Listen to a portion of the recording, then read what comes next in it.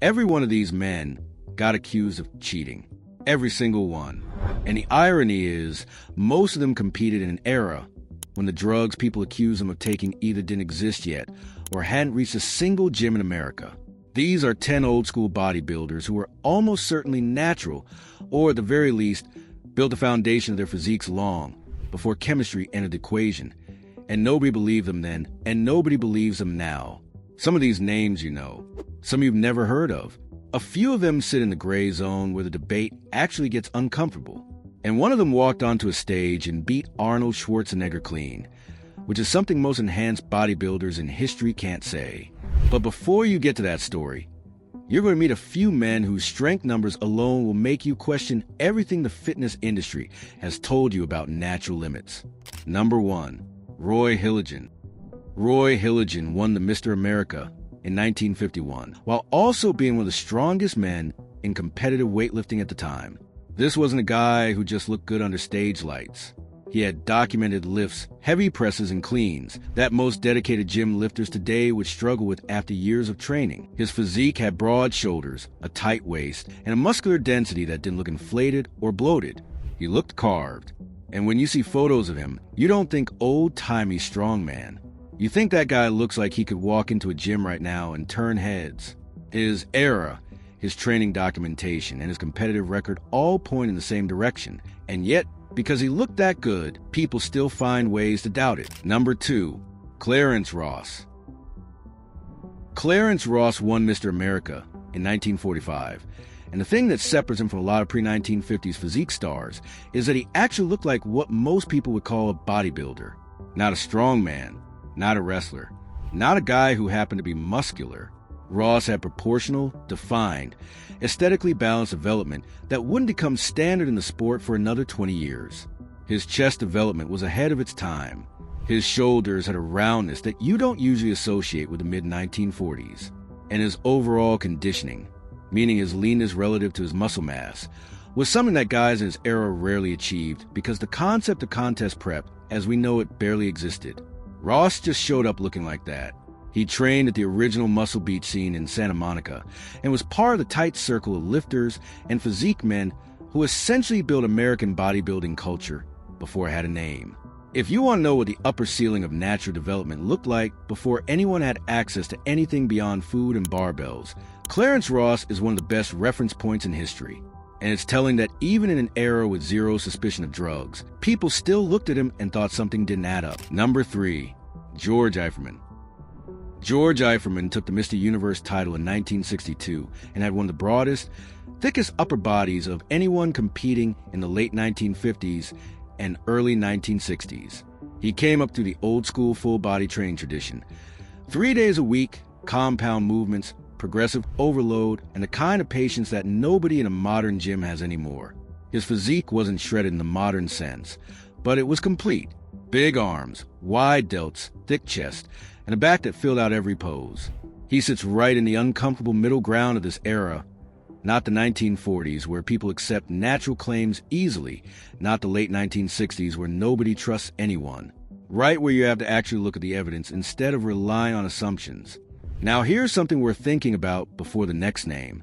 Every man on this list so far built his physique on full-body routines, heavy compounds, and 3 to 4 training days a week. No arm day, no chest day, no 6-day bro split. The guys who built the most impressive natural physiques in history didn't train like modern bodybuilders at all. Keep that in mind, because the next man on this list took that same approach and produced strength numbers so absurd that people still can't process them 60 years later. Number 4, Marvin Eder. If there's one guy on this list who breaks people's brains, it's Marvin Eder. He was doing dips with over 400 pounds of total body weight plus added load in the early 1950s. He was bench pressing over 500 pounds at a body weight under 200. He was doing one-arm chin-ups like it was a warm-up drill. And he looked exactly like you'd expect someone who could do all of that to look thick, dense, brutally muscular, and carrying a level of development in his chest, shoulders, and arms that most people alive today cannot build with every pharmaceutical advantage available. Eder competed in the early to mid-1950s. He never won the title some people think he deserved, and part of the reason was that his look was almost too much for the era's judges. He didn't have the streamlined, classical aesthetic that won contests in the 50s.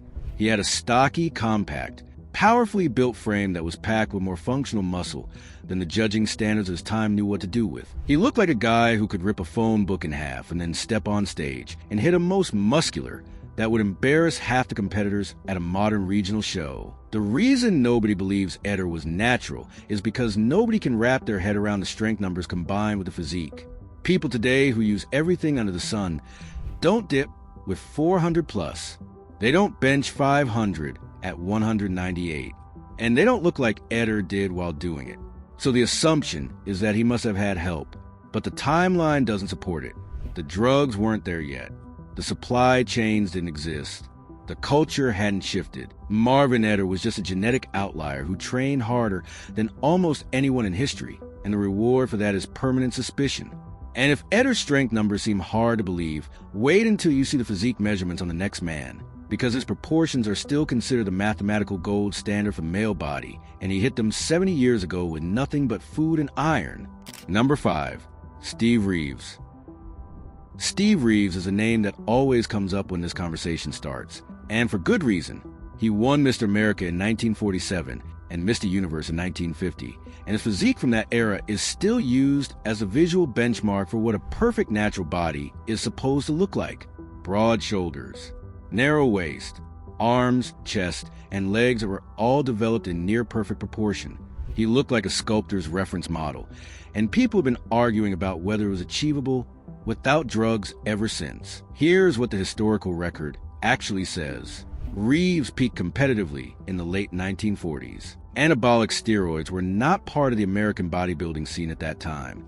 The Soviet weightlifting experiments hadn't crossed over yet. Dianabol wouldn't hit the market until 1958. The timeline is clear. Reeves built that physique with food, training, and genetics, and there's no credible historical source that disputes this. What makes Reeves so hard for people to accept is that he didn't just look good for his era. He looks good by any era standards. You could put his 1947 physique next to a modern natural competitor, and it would hold up, and in many cases it would win.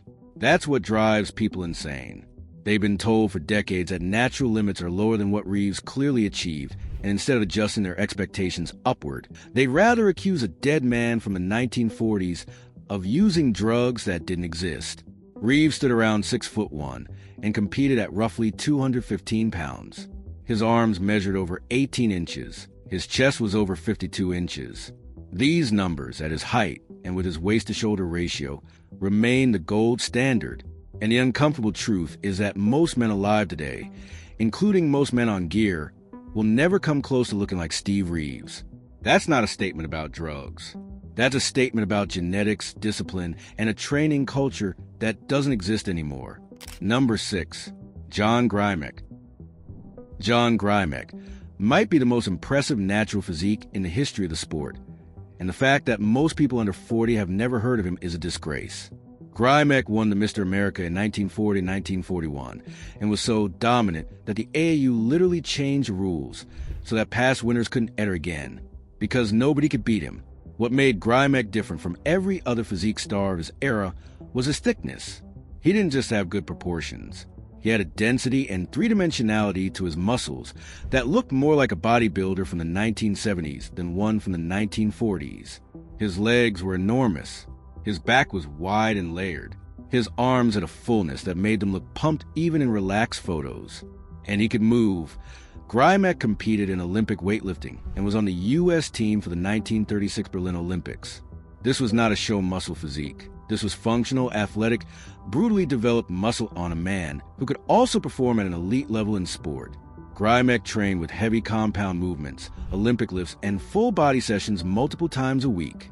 There was no split routine, no arm day, no cable stack, just barbells, dumbbells, and an intensity that most modern lifters would quit after one session. He built arguably the most complete physique of the pre-steroid era, and he did it while also being one of the strongest men in the country. The reason Grimek belongs near the top of this list is that his physique genuinely confuses people. He doesn't look like what they think a 1940s bodybuilder should look like. He looks too big, too full, too developed. And because people can't reconcile what they see with what they've been told about natural limits, they refuse to believe it. John Grimek is the single best argument that natural potential is far higher than the fitness industry wants you to think. Let's be honest about something. The fitness industry has a financial incentive to make you believe natural limits are low. If you think your ceiling is modest, you buy more supplements, you buy more programs, you buy more coaching, you stay insecure, and insecure people spend money. Every name on this list is a direct threat to that business model. And from this point forward, the names get harder to defend, the debate gets louder, and the line between what's natural and what isn't starts to blur. That's where it gets interesting. Number 7. Chuck Sipes. Chuck Sipes won the IFBB Mr. World title in 1968, and if every name before this one felt historically safe, this is where the argument heats up. Sipes had a rugged, thick, heavily muscled physique that looked like it was built in a lumber yard, not a gym. Massive forearms, thick chest, traps that sat high and heavy on a frame that carried absolutely no polish or prettiness. He looked like he could bend steel, and by most accounts, he literally could. Sipes was famous for bending bars, breaking chains, and performing feats of grip strength that bordered on circus acts. His training was old school to the core. Heavy barbell work, brutal volume, and a level of physical labor outside the gym that most modern lifters would consider a full training session on its own. Sipes lived in Northern California, worked physically demanding jobs, and treated the gym as an addition to an already punishing daily workload. The result was a physique that didn't look sculpted or refined. It looked forged, dense, functional, and powerful in a way that bodybuilders who train exclusively for aesthetics almost never achieve. Here's the honest framing. Sipes competed in the late 1960s, which means he was active in a period when anabolic steroids had entered the bodybuilding world. Whether he used them is a debate that's never been definitively settled. What isn't debatable is that his physique and his strength had a foundation that was clearly built through years of heavy, grinding, old-school physical training long before the chemistry of the sport caught up to men like him. If you showed someone a photo of Chuck Sipes without any context, they wouldn't say enhanced. They'd say that guy worked for a living. Number 8.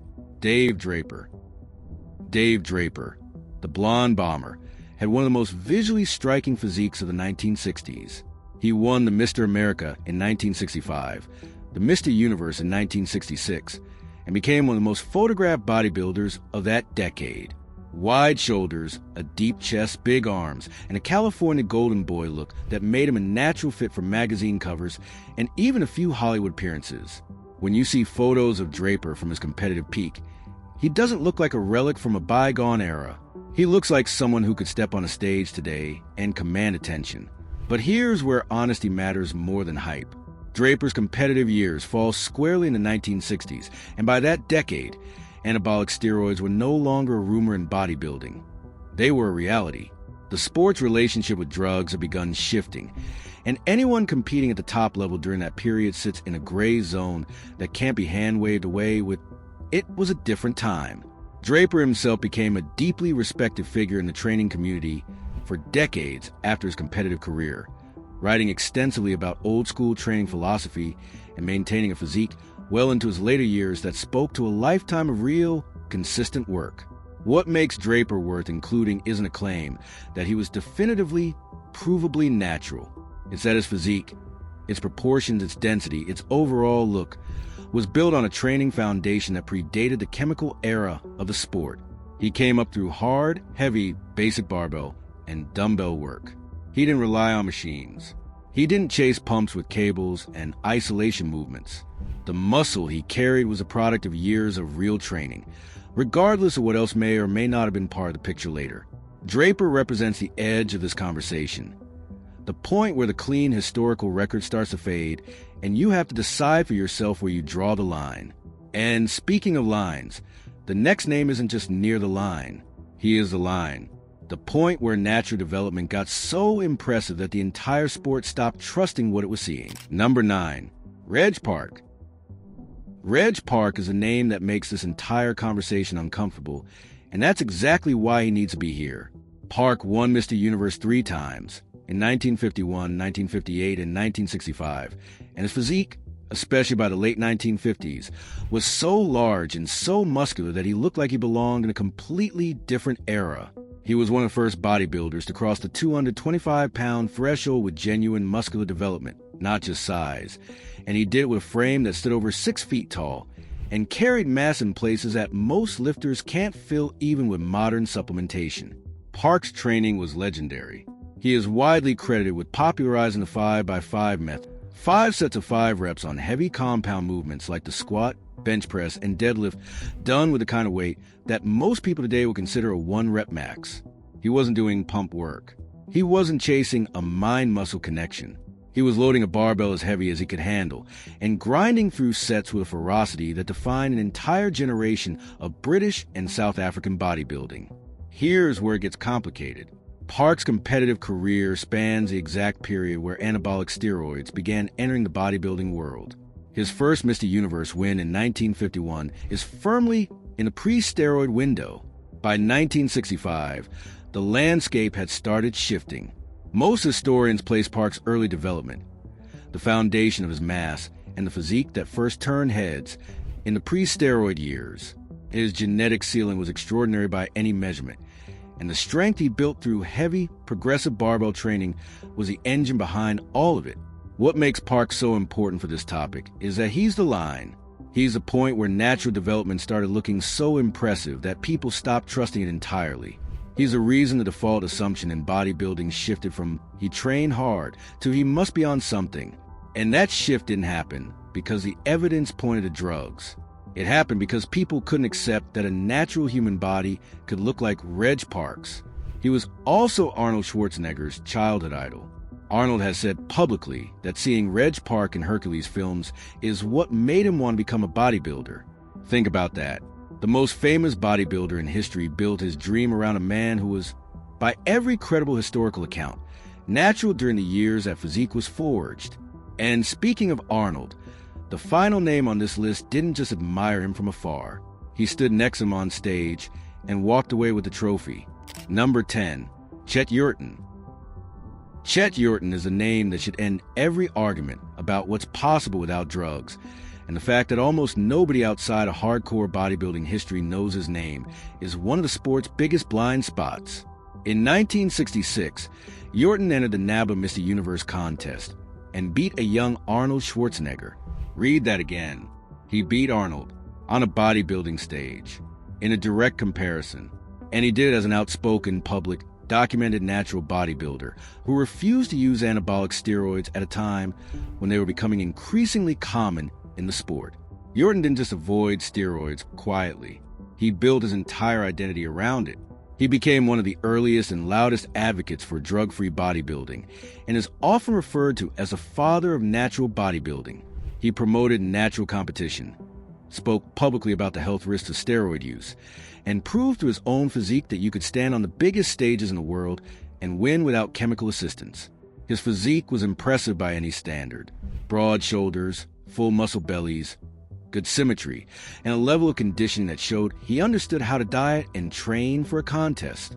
He wasn't the biggest man on stage. He wasn't the most massive or the most freaky, but he was complete, he was proportional, and on the night that mattered most, he was better than Arnold Schwarzenegger. That sentence alone should make every natural lifter in the world pay attention. Yorton is the perfect ending to this list because he doesn't just represent what's naturally possible in theory. He represents what's naturally possible in direct competition against enhanced athletes on the biggest stage available. He walked into a room where the future of bodybuilding was standing right next to him, and he won. No excuses, no asterisks, no controversy about the era or the timeline, just a natural bodybuilder being better than everyone else in the room on the day it counted. Every name on this list built a physique that modern lifters struggle to match with every advantage available. Every one of them trained in gyms with less equipment, less science, less supplementation, and less information than any beginner has access to today. And every one of them ended up looking so good that people decided it was easier to doubt them than to accept that maybe, just maybe, the human body is capable of more than the internet wants you to believe. Some of these men were definitely natural. Some of them probably were. And a couple of them sit in a gray zone where you'll have to make up your own mind. But that's the point. The line isn't as clear as the internet pretends it is. And it never was.